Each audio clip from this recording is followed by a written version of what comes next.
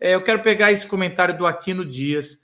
Tenho observado no meio evangélico muitos pastores progressistas que saíram do armário e sua interpretação da Bíblia passa pela teologia da libertação. Assim, progressista pode ter muitas coisas.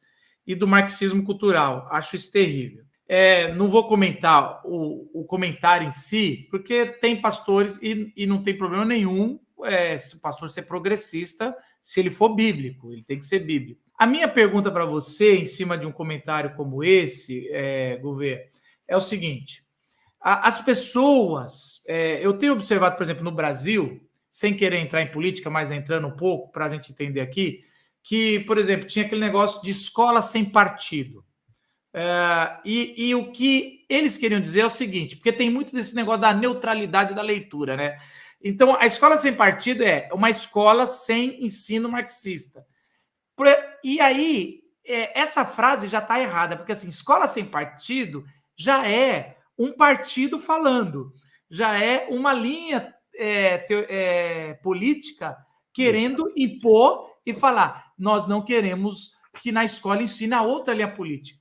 Ou então, às vezes, a gente via o governo que foi derrotado nas eleições agora falando assim: não quero ideologia. Mas todo pensamento, seja de gênero ou de outra coisa, é ideológico também.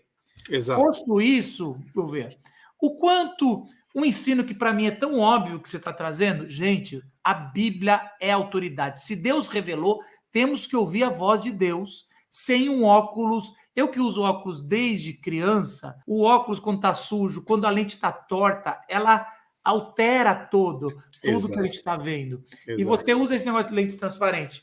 Só que para mim o que é óbvio, o que a gente vem falando há um bom tempo, que você vem falando há bom tempo, gente, a Bíblia é autoridade. Gente, temos que levar a sério a interpretação bíblica. Bíblia interpreta a Bíblia. A Bíblia é a única fonte de fé e prática. Estamos dizendo isso. As pessoas, quando a gente vai falar, a Bíblia não está dizendo isso, gente. Mas a minha doutrina, a minha ortodoxia diz, mas a Bíblia não está dizendo exatamente isso. Então você é progressista, ou você é liberal, ou sei lá qual que é a taxa. Então presta atenção. Quando as pessoas que ficam defendendo vamos dizer, o ultraconservadorismo, os neopuritanos, como se fosse a Bíblia, eles idolatraram isso, tiraram o poder da palavra de Deus, colocaram numa teologia que está totalmente destruindo o texto bíblico. Isso, porque a teologia... Da sã doutrina, não se está mais fazendo uma hermenêutica séria. Isso não é essa doutrina. Esse é que é o ponto. As pessoas citam o versículo em Timóteo, que fala da sã doutrina, né? Mas isso não é a sã doutrina. A sã doutrina tem a ver com um relacionamento pessoal com Cristo, tem a ver com discipulado, tem a ver com um estudo sério, confiante das Escrituras, em oração. Isso é sã doutrina. Agora, quando a gente transforma um sistema teológico engessado de 400 anos atrás, como se ele fosse uma verdade perene, e a gente transforma esse sistema numa ideologia, não é? Porque é isso que é a teologia, não é mais teologia, virou uma ideologia. A partir daí, então, nós estamos fazendo uma desfeita para com Cristo, para com a fé cristã, para com a igreja. Infelizmente, isso está acontecendo no meio evangélico de maneira muito intensa. Tanto que surge essa ideia de que ser cristão é assumir um certo posicionamento político, porque a ideologia acaba gerando isso, né? O chamado neocalvinismo faz com que a gente anseie por uma teocracia, pela chegada ao poder político, pela criação de uma lei cristã igual à Sharia muçulmana, que seja aplicada sobre toda a nação. Isso tudo nós estamos assistindo. Então, essa ideologia ultra-tradicionalista foi defendida pelo pseudofilósofo Olavo de Carvalho no Brasil, e ela conquistou os evangélicos. É ele que fala em marxismo cultural, que, na verdade, é uma noção bastante questionável.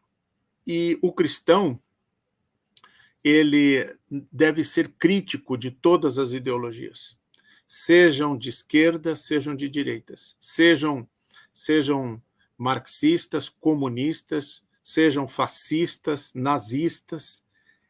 É preciso que a gente seja capaz de criticar todos os partidos políticos, o lulismo, o bolsonarismo, sem nunca nos deixarmos escravizar por nenhuma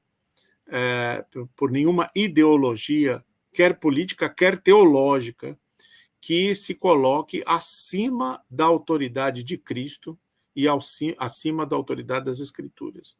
Então, porque as Escrituras são o texto fundante e autoritativo da fé cristã.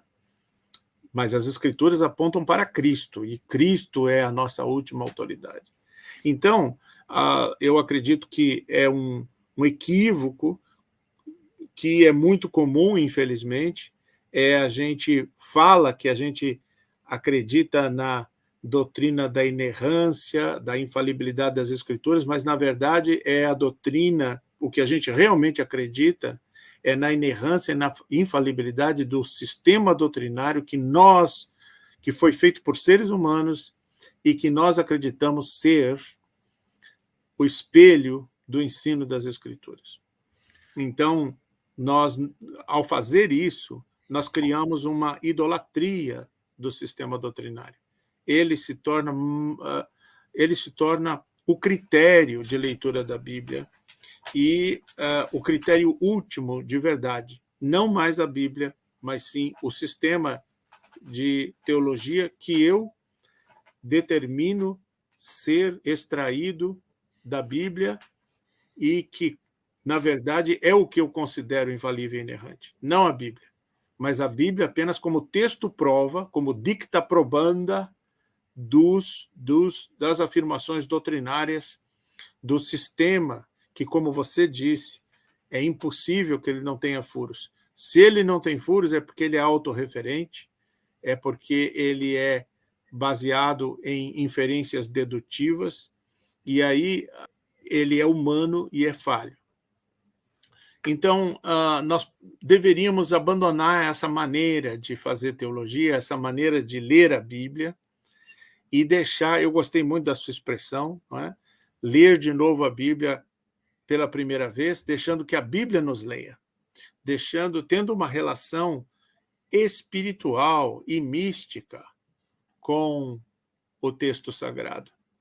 Tratar o texto como escritura, porque quando eu não faço isso, eu não estou tratando a Bíblia como escritura. Eu estou tratando a Bíblia como um texto proposicional, um tratado de teologia. Você sabe que escritura. E você sabe que eu sempre começo as minhas aulas dizendo os modos errados de ler a escritura, né? Uma é como se ela fosse um dicionário bíblico, a caixinhas de promessa, como se o texto isolado tivesse sempre se fosse um manual de vida, que eu cresci muito assim, a Bíblia é o manual da vida. Eu entendo o bem intencionado que fala isso, mas isso não é o jeito que era para ler. E aí, gostou desse vídeo? Ele é apenas um corte de um longo bate-papo sobre interpretação bíblica. A nossa missão é fazer você entender a palavra de Deus com autoridade. Se você quer assistir esse vídeo completo, o assunto todo, clica no card que já deve ter aparecido aqui em cima. A gente se vê lá. Tchau!